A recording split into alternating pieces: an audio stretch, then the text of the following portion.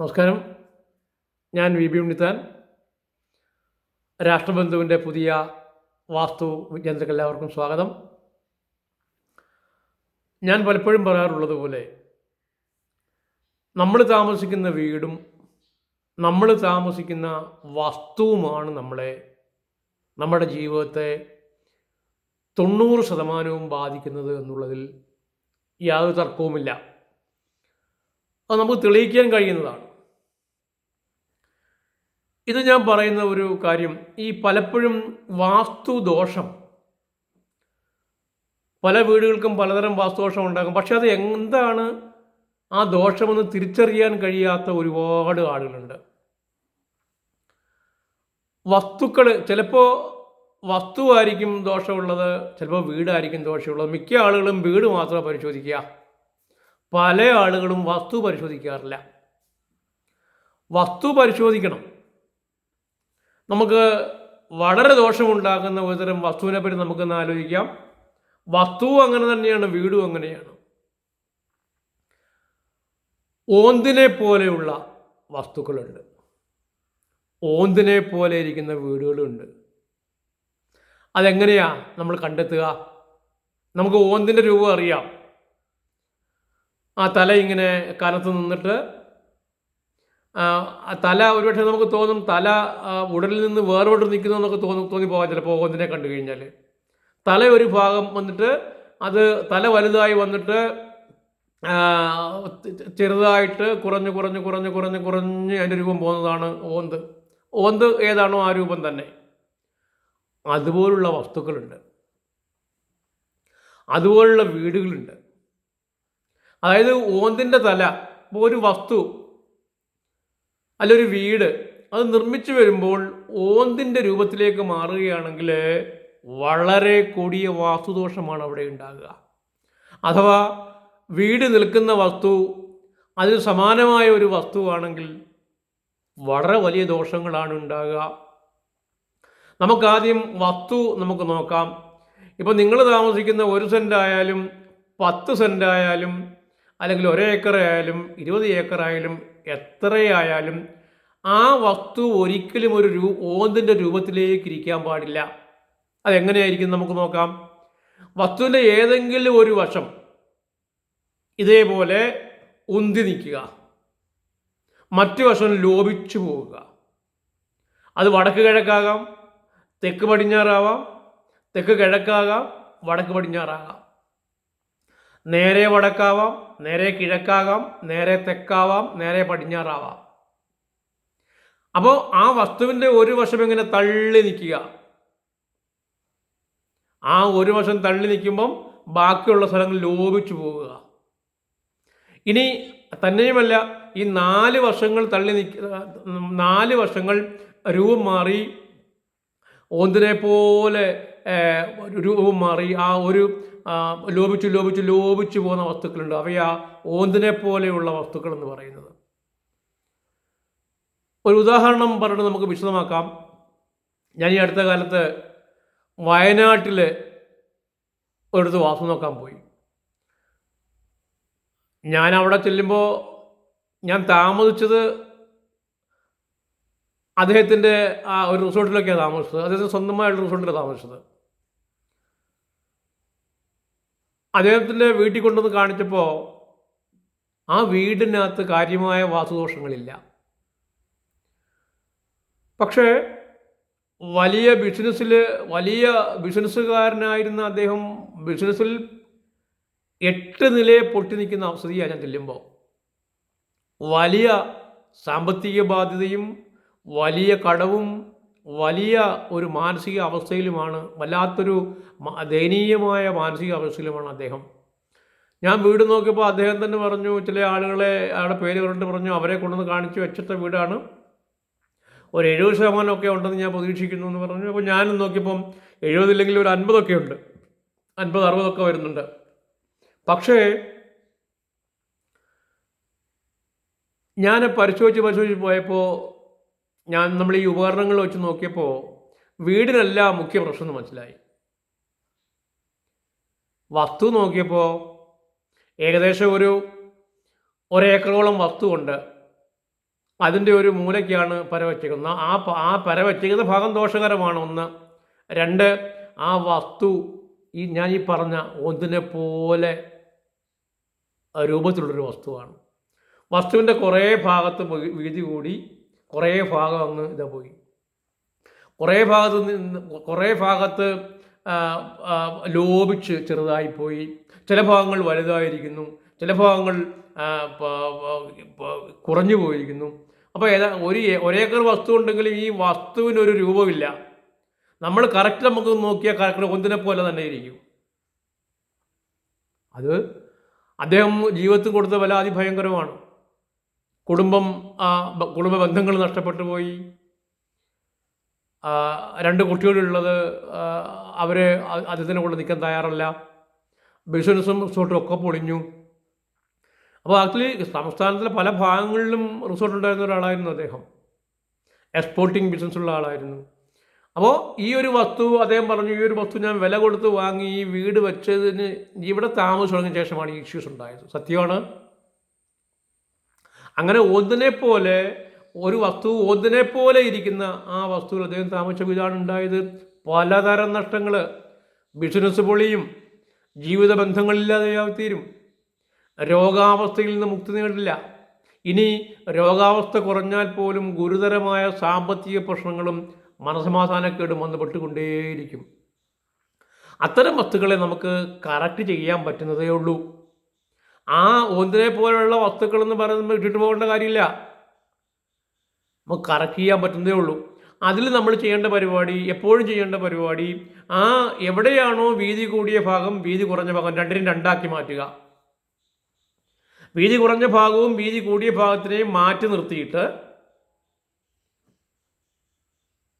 ഈ പറയുന്നത് പോലെ ബാക്കിയുള്ള ഭാഗം നമ്മൾ മതിൽ കഴിച്ചെടുത്ത് നമുക്ക് താമസിക്കാവുന്നതേ ഉള്ളൂ അവിടെ. അപ്പോൾ ആ ഒന്നിനെ പോലുള്ള വസ്തു രൂപം മാറ്റിയെടുക്കാൻ പറ്റും, നമുക്ക് താമസിക്കാൻ കഴിയും. ഇത് ഏറ്റവും കൂടുതൽ കണ്ടുവരുന്നത് വലിയ സിറ്റികളിലൊക്കെയാണ്. കാര്യം ഈ വലിയ സിറ്റികളിലൊക്കെ മിക്കവാറും വസ്തു കുറവായിരിക്കും. 3 സെൻറ്റ് 2 സെൻറ്റിലൊക്കെ ആൾക്കാർ വീട് വെക്കുന്നത്. അങ്ങനെ ഒരു സംഭവിക്കും, ഏതെങ്കിലും ഒരു വശം ഇച്ചിരി കൂടുതൽ കാണും, മറ്റേ ഭാഗം വളരെ കുറവായിരിക്കും. 3 സെൻറ്റൊക്കെ എല്ലാം ഉള്ളൂ. വസ്തു കൂടിയാലും പ്രശ്നമാണ്. വസ്തുവിൻ്റെ ഏതെങ്കിലുമൊക്കെ ഭാഗങ്ങളൊക്കെ ഈ പറഞ്ഞതുപോലെ നിൽക്കും. അങ്ങനെയാകുമ്പോൾ എന്ത് സംഭവിക്കും? അങ്ങനെയാകുമ്പോൾ ഞാൻ ഈ പറഞ്ഞ കൊടിയ ദുരന്തമാണ്. ഒന്നിനെ പോലെയുള്ള വസ്തുവിലും വീട്ടിലും താമസിച്ചാൽ. ഇനി നമുക്ക് ഇപ്പം ഞാൻ വസ്തു പറഞ്ഞു, ഈ വസ്തുവിൻ്റെ ഏത് ഭാഗവും തള്ളി നിൽക്കാം, ഏത് ഭാഗവും ഓന്നിൻ്റെ തല പോലെ മാറിക്കിടക്കാം. ഒപ്പം തന്നെ അപ്പോൾ വസ്തുവിൻ്റെ ഏതെങ്കിലും ഒരു ഭാഗം കൂടുതൽ, മറ്റൊരു ഭാഗം കുറവ്, വേറൊരു ഭാഗം കൂടുതൽ, വേറൊരു ഭാഗം കുറവ്, വേറൊരു കാലം നീളം, വേറൊരു വശത്ത് വീതി, ഇതൊക്കെ ഒന്നിനെ പോലുള്ള വസ്തുക്കളാണ്. അത് കറക്റ്റ് ചെയ്ത് മാത്രമേ നമ്മൾ താമസിക്കാൻ പാടുള്ളൂ. അല്ലെങ്കിൽ നമുക്ക് ഇതുപോലുള്ള കാര്യങ്ങൾ വന്നു ഭവിക്കും. ഇത് നമുക്ക് നോക്കാം, ഒന്നിനെ പോലുള്ള വീടുകൾ എങ്ങനെ ഉണ്ടാകുക. അത്തരം വീടുകൾ ധാരാളമുണ്ട് കേരളത്തിൽ. ഒരുപക്ഷെ അതിനെപ്പറ്റി നല്ല ഗവേഷണങ്ങൾ പോലും ഇന്ന് കേരളത്തിൽ നടക്കുന്നില്ല. നമ്മളൊരുപക്ഷെ പറഞ്ഞു കൊടുക്കുമ്പോൾ അത് നല്ല വിശ്വാസത്തോടെ കാണാത്ത ആളുകളുമുണ്ട്. എന്നാൽ പഠിപ്പുള്ളവർക്കൊക്കെ നമ്മൾ അവരുടെ ഫലം പറഞ്ഞു കൊടുക്കുമ്പോൾ അവർക്ക് ബോധ്യപ്പെടും. നല്ല ഇത്തരം ഒന്നിനെ പോലെയുള്ള വസ്തുക്കളോ പോലെ തന്നെയാണ് വീടുകൾ നിർമ്മിച്ചെടുക്കുക. വീടിൻ്റെ ഏറ്റവും ഉയർന്നിരിക്കേണ്ട ഭാഗം ഞാൻ എപ്പോഴും പറയുന്നത് പോലെ തെക്ക് പടിഞ്ഞാറ് ഭാഗമാണ്. അതല്ലാതെ തെക്ക് പടിഞ്ഞാറ് ഭാഗമല്ലാതെ തെക്ക് കിഴക്ക്, തെക്ക് കിഴക്ക്, വടക്ക് കിഴക്ക്, വടക്ക് പടിഞ്ഞാറ്, നേർ വടക്ക്, നേർ കിഴക്ക്, നേർ തെക്ക് ഒക്കെ തള്ളി നിൽക്കുന്ന വീടുണ്ട്. അത്തരം വീടുകളെയും വിളിക്കുന്ന പേര് ഒന്നിനെ പോലെ ഉള്ള വീടുകളെന്നാണ്. അപ്പോൾ ഒന്നിനെ പോലെയുള്ള വീടുകൾ ഒന്നിൻ്റെ രൂപമാണ് വീടുകൾ. അങ്ങനെ ആയിത്തീരും. തല ഇങ്ങനെ പൊങ്ങി അവിടെ ഇവിടെ ഇങ്ങനെ ചികളയൊക്കെ ആക്കി ഇങ്ങനെ നിൽക്കുന്നത് പോലെയാ. അങ്ങനെയുണ്ട്. ഇത് ഓരോ വശത്തിനും ഇങ്ങനെ ഓന്ത് രൂപത്തിൽ വീട് വന്നിട്ടുള്ളത് നേരെ തെക്കാണെങ്കിൽ എന്ത് സംഭവിക്കും? തെക്ക് പടിഞ്ഞാറും മുറിയും തെക്ക് കിഴക്കും മുറിയും. നേരെ തെക്കോടെ നിൽക്കുന്നെങ്കിൽ അപ്പോൾ എന്ത് സംഭവിക്കും? വലിയ വാഹനാപകടങ്ങൾ, വലിയ ഗുരുതരമായ രോഗങ്ങൾ, വലിയ പ്രശ്നങ്ങൾ, സന്താന ഭാഗത്തൊക്കെ ഭാഗ്യം കെട്ട ജീവിതാവസ്ഥ, അങ്ങനെയൊക്കെ വന്ന് ഭവിക്കും. ഗൃഹനാഥന്മാരൊക്കെ, ചുറുചുറുക്കായി നടന്ന ഗൃഹനാഥന്മാരൊക്കെ ഒന്നുമില്ലാതെയായിത്തീരും, കിടന്നു പോകും, സ്തംഭിച്ചു പോകും. വടക്കോട്ട് തള്ളിയുള്ള ഓന്തിന് സമാനമായ നിർമ്മാണമാണ് വീടിന് പിന്നെയും അതിന് വിഷമം ഉണ്ടാകും. അവിടെ സംഭവിക്കുന്നത് ഏകദേശം നമ്മളിപ്പോൾ ഈ പറഞ്ഞതുപോലെ തന്നെയാണ്. ഇത് ഗൃഹനാഥന്മാർക്കാണ് സംഭവിക്കുന്നതെങ്കിൽ അത് ഗൃഹനാഥന്മാർക്കാണ് സംഭവിക്കുന്നത്. വടക്ക് ഒന്നിനെ പോലെ നിൽക്കുകയാണെങ്കിൽ എന്താ സംഭവിക്കുക? അവിടെ സംഭവിക്കുന്നത് വടക്ക് പടിഞ്ഞാറും കട്ടാവും, വടക്ക് കിഴക്കും കട്ടാവും. അപ്പോൾ എന്തൊക്കെ ഉണ്ടാകും? മാനസിക രോഗങ്ങൾ വന്നു വരാം. അതേപോലെ തന്നെ